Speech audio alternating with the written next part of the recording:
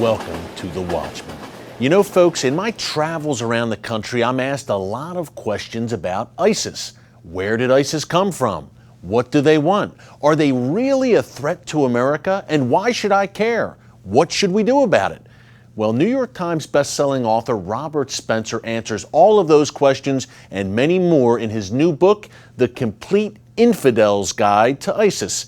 It's a great title and a great informative book that you need to pick up to truly understand the ISIS threat and what it means for America. I sat down with Robert recently to discuss the book and what's next in the global jihad. Take a look. And we are joined right now by our good friend Robert Spencer. Robert, welcome back to the show. Congratulations on the new book. It's a great one. Thanks very much, Eric. Pleasure to be back. As always. And I tell everyone, if you want to know about Islam, please read Robert Spencer. Go to jihadwatch.org. This is your 14th book. You are prolific. So, Robert, I think a great place to start, so much to talk to you about in the time we have. I think a great place to start, you delve into this in detail in the book. Western leaders, again and again, tell us that ISIS and everything they're doing is not Islamic. Robert, is ISIS, the Islamic State, is it Islamic? It's quintessentially Islamic, Eric. They are very careful to base everything that they do on Islamic texts and teachings, on the Quran and on the example of Muhammad. And this is very important. This kind of denial from Western leaders, it's disastrous. You can't defeat an enemy that you refuse to understand, and they are cutting the ground out from under their own feet by pretending that this group is other than what it is. Look, 30,000 foreign fighters from all over the world have gone to Iraq and Syria and the ISIS holdings in Libya to join the Islamic State. They did that because they believe that it's Islamic. They believe that it's the true Islamic State, the true caliphate, the only legitimate government for Sunni Muslims in the world. And our policymakers and intelligence analysts ought to be studying that and devising ways to counter it. Instead, they're just ignoring it and pretending that it's not happening. Yeah, the first rule of war, know your enemy. Know the ideology. Robert, what do you make of it? You talk about it in great detail in the book, the Western response or lack of a response. What do you make of the state of the West right now in terms of Western leadership dealing with this existential threat? Eric, we're disastrously vulnerable, and it's by our own doing because we refuse to face the reality of what's happening. This refugee crisis that's going on right now, and hundreds of thousands of people trying to get into Europe, and Barack Obama just saying today he's going to take 10,000, and I'm sure he'll be taking more before this is over. The thing is, last February, the Islamic State announced that it was going to flood Europe with refugees. 500,000, they said. Already in Germany, they're saying they're going to have 800,000 by the end of the year. And there was an Islamic State operative who just recently gave an interview to an American journalist, and he told him, we already have sent in 4,000 of our men into Europe with these refugees, and we're going to be sending more. And then they're going to be carrying out our plans to conquer Rome, carry out mass beheadings in St. Peter's Square, and Islamize Europe. Yeah, I mean, there's a pipeline going from Europe to Syria and now back again. We've seen thousands of Europeans, as you write about in the book, going to Syria and Iraq to join this caliphate. A lot of people ask me, Robert, hey, what's the attraction for a Westerner? Why are so many Westerners going over there to join ISIS? What's your take on that? The attraction from Westerners who live in these prosperous societies going to join the barbaric medieval Islamic State? It's because it is the Islamic State. It's because they claim to be the caliphate, the only legitimate government for Muslims worldwide. And they claim to be the true embodiment of Islam. And see, this is a spiritual appeal, a religious appeal. And this is one thing that Western policymakers seem determined not to understand. And so just yesterday, there was announced in Minneapolis, they're going to open up youth leadership programs to prevent young Muslims from joining the jihad. Well, look, what if you had a chance to become a warrior of God Almighty and one of his elect who are implementing his true government that he wants in the world versus running a youth basketball program? Which do you think you're going to choose? Yeah, you'll be a glorious holy warrior, a mujahid. And I've spent time in those Somali Muslim communities in Minneapolis, Robert, that you mentioned. Dangerous stuff there. And you can see a glimpse of how the refugee crisis in Europe can affect us here. Look at the Somali refugees. It's become, again, a terror hotbed there in the Twin Cities. But just moving on a bit, Islamic prophecy. I think this is a fascinating aspect of the book. You get into, we talked about ideology, But it's deeper than just, jihad and Sharia for ISIS. They believe they are warriors for the end times, fulfilling Islamic prophecy, right? Yeah, absolutely. These guys think they're going to bring about the end of the world. That they hope by 2025, 10 years from now, to bring about the final battle, the final showdown between the Muslims and the non-Muslims. They think that at that time, the Americans and whatever remains of their allies, they think they're going to have conquered quite a few of them before that, that the Americans will come to a town in northern Syria called Dabiq. And Dabiq is the site of an Islamic prophecy where Muhammad is supposed to have said that that will be the final battle between good and evil, the Muslims, of course, being good and the non-Muslims evil. And then Jesus, the Muslim prophet, and the Mahdi, the savior figure, will descend from paradise and conquer and Islamize the entire world. The Islamic State actually holds Dabiq right now. It's just a town of 3,000 people, and they think that they're going to bring this about in 10 years. And their online magazine, I believe, is called Dabiq. Precisely for that reason. Shows you the centrality of Islamic prophecy to what's driving ISIS. Robert, a lot of Americans I speak to at times say, look, it's horrible what ISIS is doing. They're killing Christians, beheading them. But why should I care? They're thousands of miles away. Why should Americans care about ISIS? Well, Eric, just in August alone, there were arrests in California, New York, and Mississippi of young Muslims trying to join the Islamic State. There have also been arrests all through the past year since ISIS declared the caliphate of many Muslims who were plotting to carry out jihad terror attacks in the United States in fulfillment of calls by the Islamic State. And so they are here. They are operating here. They're going over there to learn jihad and then come back here. Even some are staying here and carrying out the orders of the Islamic State to target policemen and military personnel and others who they think are warring against Islam. You look at it, 36,000 square miles of territory they control, Robert, in the heart of the Middle East. Think about what al-Qaeda was able to do in Afghanistan before 9/11. Plot, plan, train for 9/11. You can only imagine what ISIS is doing now in Syria and Iraq, and with the added benefit of thousands of Western recruits. Robert, I want to ask you about the persecution, the slaughter of Christians, Yazidis. Talk about how this does not come in a vacuum. I mean, ISIS did not just create this. Talk about some of the Islamic history in terms of persecution of religious minorities, like the genocide we're seeing right now of Christians in the Middle East. Well, Islamic law is very specific, Eric. You have to convert to Islam or submit to Islamic rule as a dhimmi, a protected person, denied basic rights and forced to endure a system of institutionalized discrimination and subjugation, or die. Conversion, subjugation, or death are the three choices for Christians and other people considered the people of the book. Yazidis, who are not considered people of the book, are even worse. They have to convert or die. Now, the thing is that de facto, they were allowed to submit, and for 1,400 years or 1,000 years in the Middle East, the Christians and Yazidis did submit to Islamic rule. They paid the jizya tax specified in the Quran, and they accepted the denial of rights for the privilege of being allowed to live. Now, those laws were set aside in the middle of the 19th century by the Ottoman Empire under Western pressure, and the Christians and other non-Muslims enjoyed relatively equal rights with Muslims in Syria and Iraq in particular. But the Islamic State came in, they wanted to reassert the laws that are specified in the Quran for the subjugation of the non-Muslims. The non-Muslims did not want to accept this, obviously, and so then they were considered kuffar harbi, infidels at war with Islam, and they had to be killed. And so many have been slaughtered, so many have been driven out as a result of this. Amazing. There's a genocide unfolding right now against Christians openly, in particular Yazidis as well. And Western elites kind of just whistle and look the other way. Speaking of which, Robert, we have about a minute and a half left. President Obama, how disastrous has he been for the war against Islamism and jihad?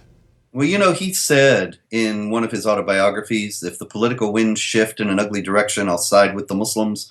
And, people dismissed that and poo-pooed it. But if you look at his presidency, he really has done this. In every particular. He killed bin Laden, but that was in process before he became president. In every step, he has aided the peaceful imposition of Islamic law and the peaceful imposition of Islamic regimes everywhere he could. Clearly very, very fond of Islam. Robert, about 20 seconds. You're optimistic, pessimistic. What do you think's coming next in this fight against ISIS? Will this hit a tipping point where the West wakes up?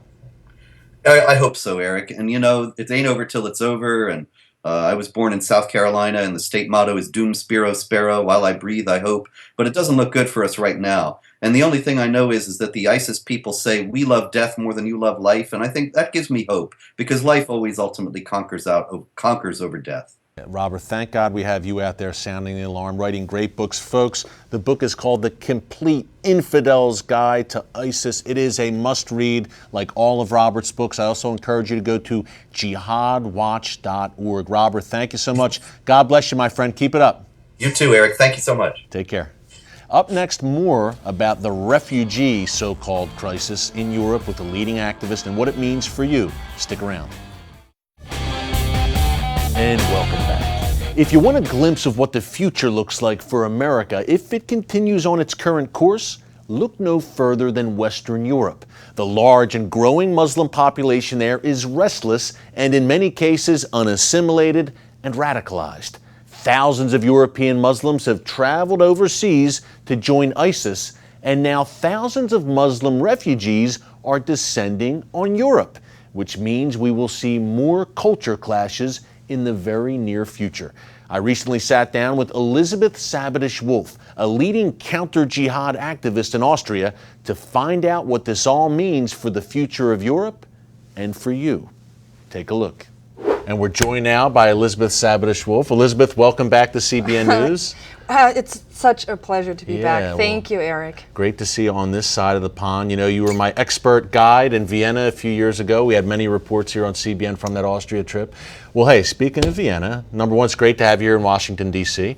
But speaking of Vienna, right now Vienna and Austria, where you're based, are kind of ground zero for this migrant crisis, as it's being called in Europe. Give us, Elizabeth, kind of a first-hand account and a first-hand view of what's going on right now in Europe with these refugees coming from Syria, Iraq, Afghanistan, and God knows where else. Well, I can tell you one thing. I wouldn't call this a refugee crisis. This is a full-blown invasion. Wow.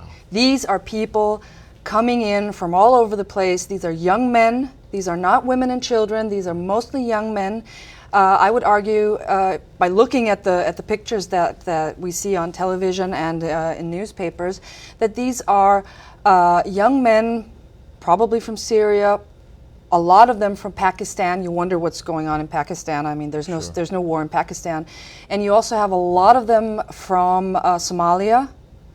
And you know, they're not Syrian. I wouldn't call this a Syrian refugee crisis. And I would also ask, can we please separate the terms? What is a migrant? What is an immigrant? What is an asylum seeker? Yeah. That's actually a crucial distinction. Tell us about that a bit. Yes, it's a very crucial distinction. Why? Because the Geneva Convention has very strict rules regarding asylum seekers.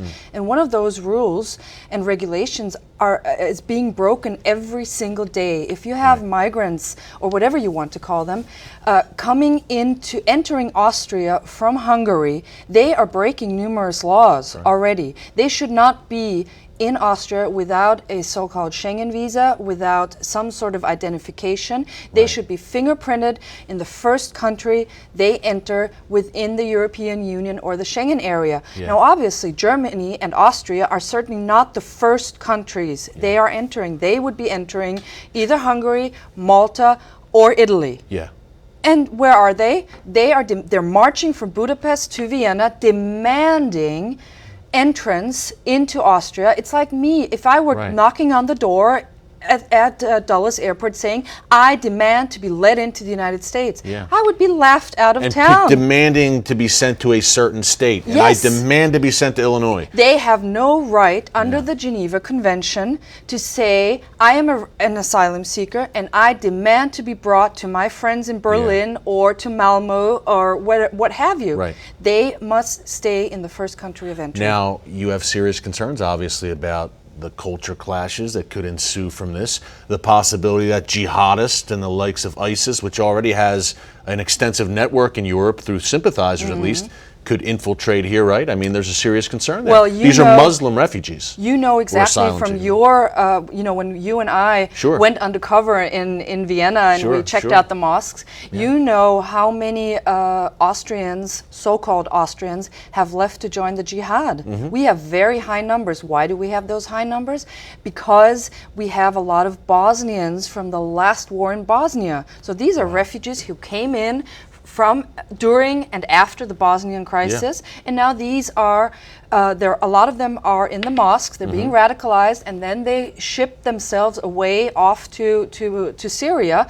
And we have a Minister of Interior who tells us, well, we're going to prevent them from leaving because obviously I would be quite happy if they left the country and never returned. Right.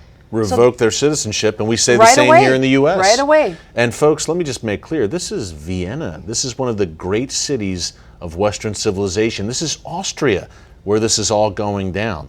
Talk about the culture clashes right now that are increasing in Austria, Elizabeth. And you're there. You live there. You're an activist there. You see it firsthand. I do. I see the mosques. I see the rhetorics. I see, you were in Vienna, 4 years ago? Yeah. You wouldn't recognize it now because there are so many hijab-clad women running around. The streets are filled with refugees. The main train station is filled with refugees, and it's filthy. Wherever these people go, I mean, I remember, I lived in Kuwait and Libya, you know that, and these places are filthy as well. And now this is being brought into Europe. The filth. If they would like to live like that, that's fine with me. I have no problem with that, but please not in Austria. We'll leave it right there. We're heading to commercial break. Much more coming back with Elizabeth Sabadish-Wolf of Act for America, Pax Europa. Much more coming up after the break. Stick around. And welcome back. We're talking to Elizabeth Sabadish-Wolf, board member in charge of international affairs for Pax Europa, also the Austria chapter leader for a great group called Act for America. Elizabeth, this wasn't always your focus. You're a mom. You're always fascinated by this, obviously involved, but you really became an activist, I should say, over the past several years. Tell us how you have devoted your life to this cause against jihad, against Islamism, and preserving Western culture. You see, I got into this because I saw the way Austria had changed already in the 1990s. I was living in Kuwait at the time, was working there at the Austrian embassy, and whenever I returned home on home leave from Kuwait, I would ride the train and I would look at how it had changed. And in just 1 year, you would see so many hijab-clad women, even more and even more and even more. And after my return to Austria, I then had my daughter, who is the focus of my life, which is why I'm mentioning her. And I then started reading a book, and that changed my life. And in 2007... What was the book? The book was called Gabriel's Whisperings, written by an Indian atheist. And he completely changed my life because it was a book written based solely on Islamic scripture and Islamic teachings and nothing European or nothing Western. Right. And it changed my life. And somehow God intervened, I suppose, and brought me to a wonderful group, CSP, Center for Security Policy. Yeah, and Frank Gaffney, our friend, we have him on the show. Sure. Yes, Frank Gaffney. And sort of my star in the counter-jihad rose, also because I'm completely bilingual. And that's how I became involved internationally. And because I'm a traveler between the United States and Europe, knowing both systems very well, people liked having me around. And you've lived here in the U.S. And I lived and grew up in the U.S. and I have a great love and respect for the U.S. Constitution, the greatest piece of paper, basically, ever written. Now, we have a First Amendment here. In Austria and Western Europe, you have nothing like that. No. Tell us about some of your struggles in speaking out about these issues. You've paid a price. I have paid a price, and but this price, for me personally, wasn't heavy. Although for for Europe it has been very heavy. Why hasn't it been heavy for me? Because I am now able to speak out. Without this lawsuit that was brought against me, I would not be sitting here with you today. So now, that is very. It's the lawsuit was a few years ago, The basically law- charging you with hate speech, if I'm not mistaken. It was hate against speech Islam? at first, that was dropped, and then it was denigration of religious teachings. And I was asked to, I was told to pay a fine, which I did. And basically, freedom of speech is dead in Europe. It has been dead for a while, and it is really, really deteriorating even more. And that's why Americans should care, right, Elizabeth? Because Absolutely. that could come here, and we see that creeping in here already. It's creeping That's one of in. the reasons I wanted to have you on the show, for many reasons. But you, I think, your story and what's happening in Austria is a cautionary tale for the United States. Not only that, I'm not the only person. People are being rounded up and being snitched on by their co-workers for saying things that are not Politically correct. politically yeah, correct right, about and Islam, and you should have a Right. certain you have a certain corridor where you can Right. what you can say, and if you leave that corridor, you will lose your job. You'll be reported to the authorities. You will be prosecuted. chilling. And yes, you're a hate monger. You're a bigot. We're Absolutely. seeing that in the Yeah. United States on Yes. certain issues as well. Yes, and you please, I beg you, every single time I come to the U.S., you must fight for the First Amendment. Yes. You must fight for it at all costs, because after America, there's no place to go. We need to preserve America. Yeah. The good old America, not the one that the current president vowed Yeah. to change dramatically. Well, we have about 30 seconds left, Elizabeth, but Europe, you're not very optimistic, it seems No, like. But you're no. going to keep fighting. I have What no choice do you have? I don't. What I choice do you have? Like I said, I Exactly. have a little girl I Yeah. love dearly. I will fight till the very end for the freedom that my little girl has to enjoy. And that is my life, and I share it with so many other people. Yeah. And I salute those people, and we're in this fight together. I salute you because you're also Likewise. doing the same thing, and it's Thank you. so important. Thank you. Freedom comes at a cost, Yes, it but does. it's worth it. It is. Well, Elizabeth Sablish-Wolf, thank you so much for what You're you're doing. welcome. God bless you. Keep it up. Folks, Elizabeth Sablish-Wolf, actforamerica.org. She's the Austria chapter leader, also a board member for international and strategic affairs at Pax Europa. Check it out online. Much more coming up after the break. Stick around. And welcome back. Thanks to Robert Spencer, Elizabeth Sablish-Wolf for joining us today and sounding the alarm about the gathering threat at the West's doorstep. And thank you for joining us here on The Watchman. Until next time, God bless you, and remember, never hold your peace.